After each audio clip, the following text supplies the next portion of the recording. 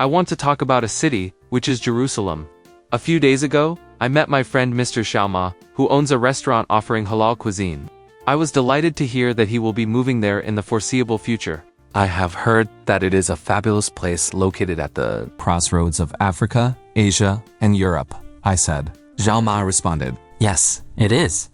Actually, I have visited this city already, and I was deeply attracted by its cultural pluralism, even though I was born into a conservative family.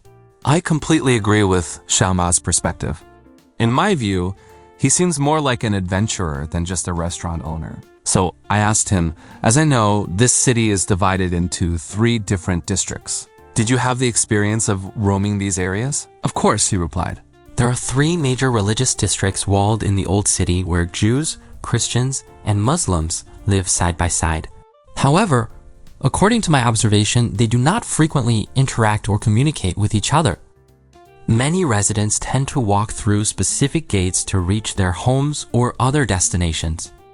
Gates? Are they like the castle gates with battlements that we see in medieval videos? That is true.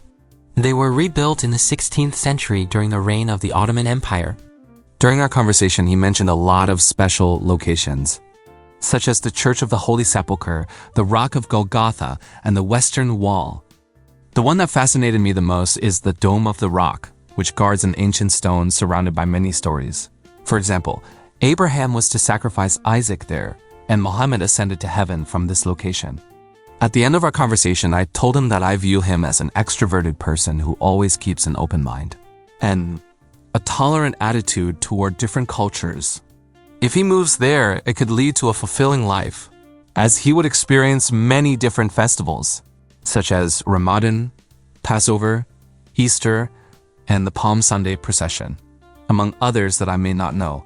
I also expressed my concern by asking, Hey, my friend, I believe your decision could yield a fabulous future.